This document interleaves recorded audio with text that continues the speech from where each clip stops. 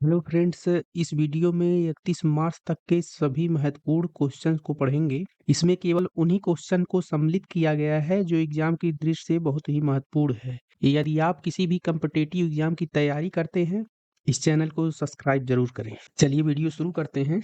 इस सेशन का पहला क्वेश्चन है, किस महिला टीम को Laureus world team of the year award 2026 के लिए नामित किया गया है?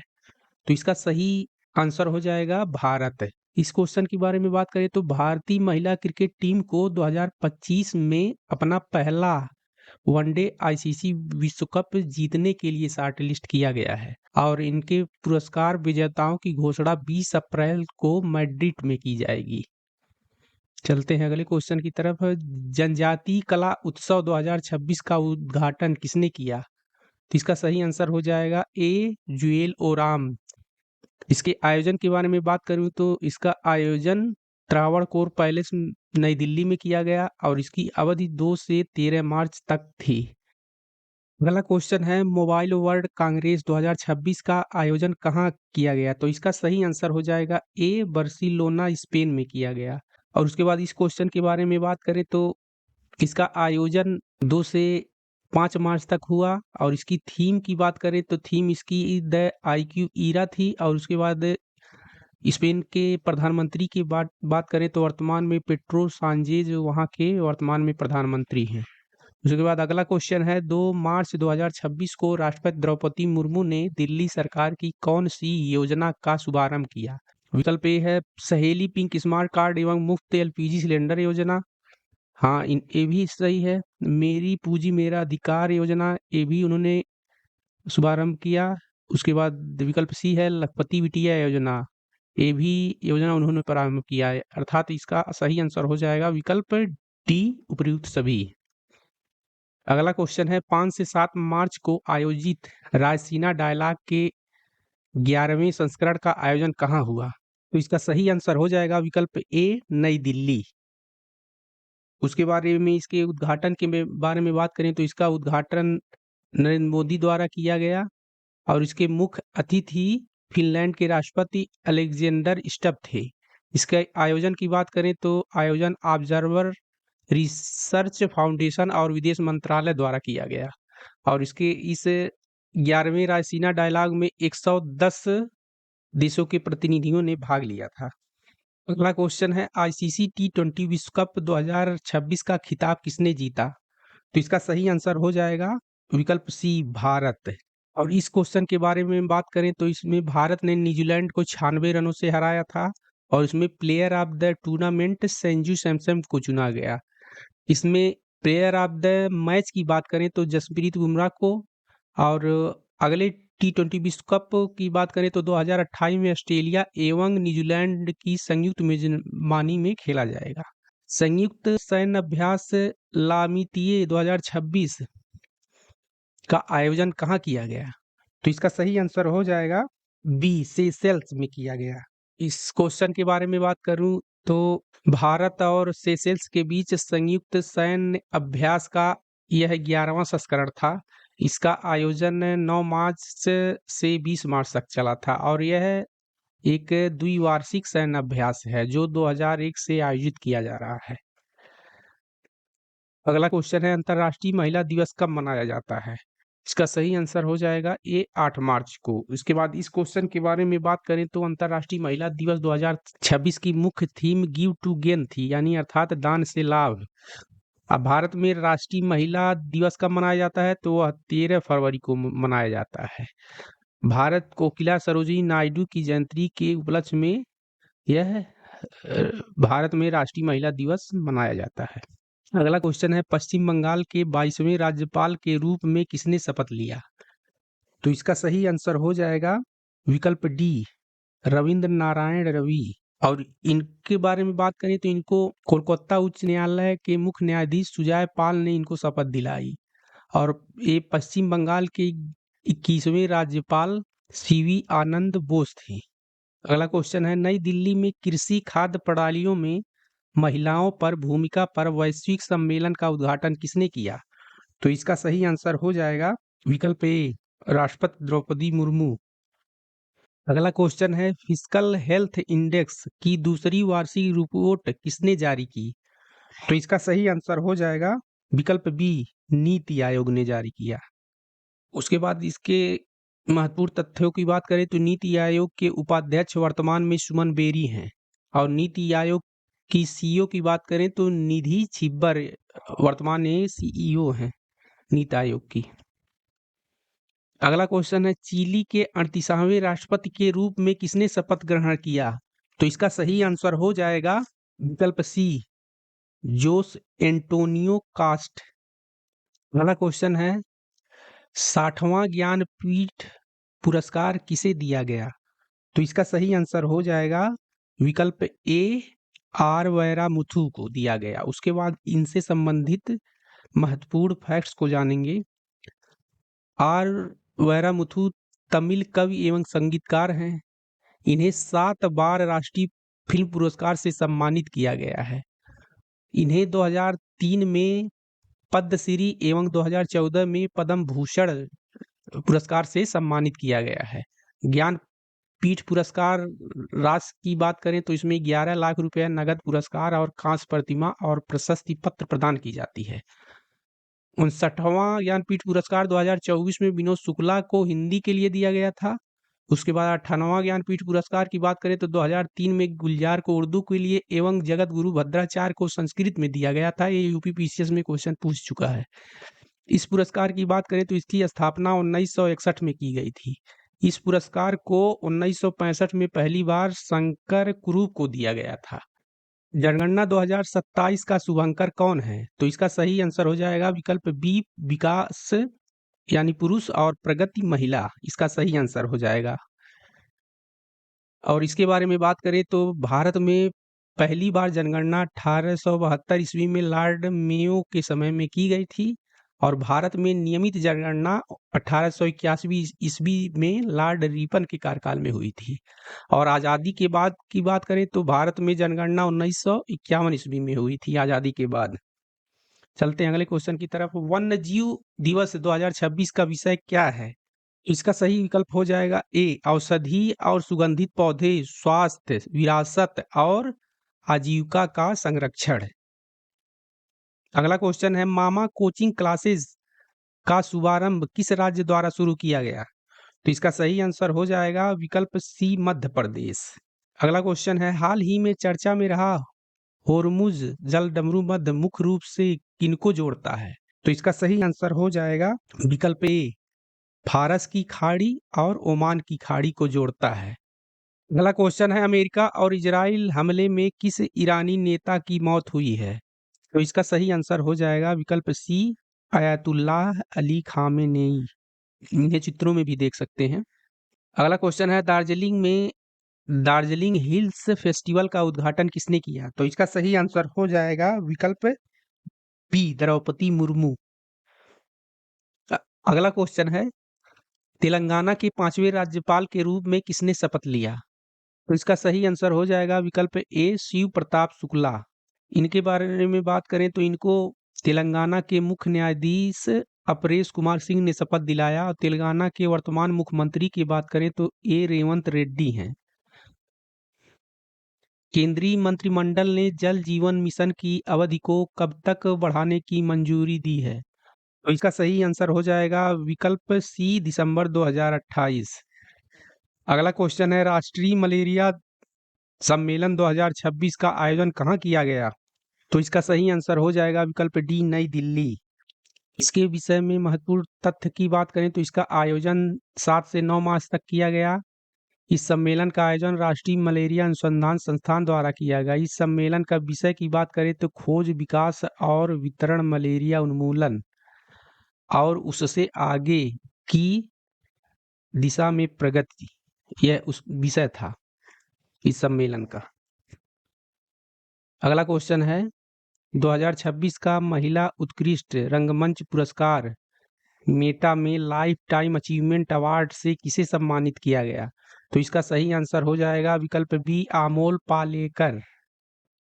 अगला क्वेश्चन है, 8 मार्च 2026 को दिल्ली में भारत की पहली रिंग मेट्रो का उद्घाटन किसने किया? तो इसका सही आंसर हो जाएगा विकल्प बी, नरेंद्र मोदी। अगला क्वेश्चन है, भारत ने अल नीनो के कारण भीषण सूखे और खाद्य संकट से जूझ रहे किस अफ्रीकी देश को 1000 मीट्रिक टन चावल की मानवीय सहायता भेजी है?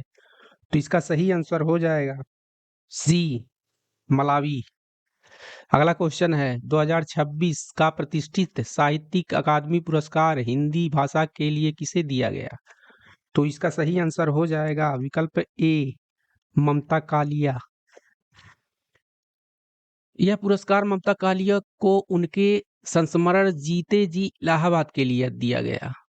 और अंग्रेजी में है पुरस्कार नव तेज सरना को उपन्यास क्रिम्सन स्प्रिंग के लिए दिया गया। और मैथिली में बात करें तो डॉक्टर महेंद्र को उनके संस्मरण धात्री पात संगाम के लिए दिया गया। और संस्कृत में बात करें तो महोपाध्याय स्वामी भद्रेश दास जी को जो है उनकी कृति प्रस्थान चतुष्टय ब्रह्मा घोष के लिए दिया गया। अगला क्वेश्चन है, 2026 का इंडियन वेल्स के पुरुष एकल विजेता कौन है? तो इसका सही विकल्प हो जाएगा सी, यानिक सिनर। इनके महत्वपूर्ण फैक्ट्स की बारे में बात करें तो यानिक सिनर ने फाइनल में किसे हराया? तो डेनियल मेदवेदेव को हराकर अपना पहला इंडियन वेल्स खिताब जीता। अब महिला में बात करें तो महिला एकल का खिताब एरिना सवालेंका ने एलिना रिवाकिना को हराकर यह खिताब जीता। हमने इसमें एकल इसलिए लिया है क्योंकि एकल ही पूछे जाते हैं एग्जाम में। अगला क्वेश्चन है, 98वें ऑस्कर अवार्ड 2026 का सर्वश्रेष्ठ निर्देशक पुरस्कार किसे दिया गया? तो इसका सही आंसर हो जाएगा पॉल थॉमस एंडरसन। देख भी सकते हैं उनको चित्रों में। हाँ, इन्हें यह पुरस्कार वन बैटल आफ्टर अनदर के लिए दिया गया। उसके बाद इस पुरस्कार के बारे में बात करें तो 98वां अकादमी पुरस्कार, इसे ऑस्कर पुरस्कार भी कहते हैं। इसमें सर्वश्रेष्ठ निर्देशक पुरस्कार पॉल थॉमस को किस लिए दिया गया? तो उनको वन बैटल आफ्टर अनदर के लिए दिया गया। सर्वश्रेष्ठ फिल्म की बात करें तो वन बैटल आफ्टर अनदर, इसे सर्वश्रेष्ठ फिल्म का पुरस्कार प्रदान किया गया। और इसमें सहायक अभिनेता जो है, सर्वश्रेष्ठ सहायक अभिनेता पुरस्कार शान पेन को दिया गया। किस फिल्म के लिए? वन बैटल ऑफ अनदर को दिया गया। यानी इस सर्वश्रेष्ठ सहायक अभिनेत्री पुरस्कार की बात करें तो एमी मैडिगन को फिल्म वेपन्स के लिए दिया गया।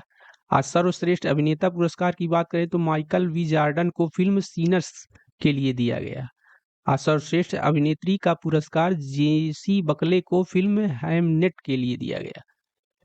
इस पुरस्कार में सर्वाधिक 6 पुरस्कार वन बैटल ऑफ अनदर को प्राप्त हुआ है। चलते हैं अगले क्वेश्चन की तरफ।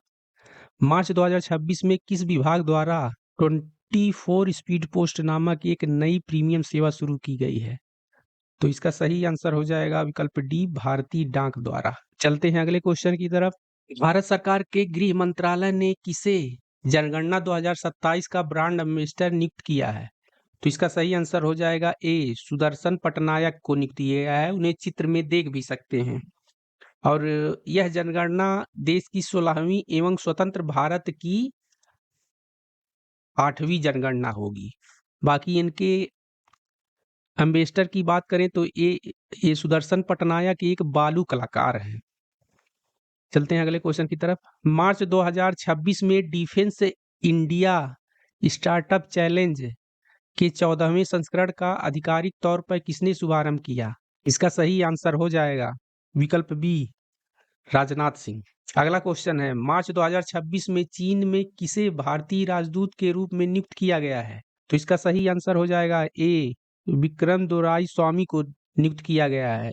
उन्हें चित्रों में आप देख भी सकते हैं।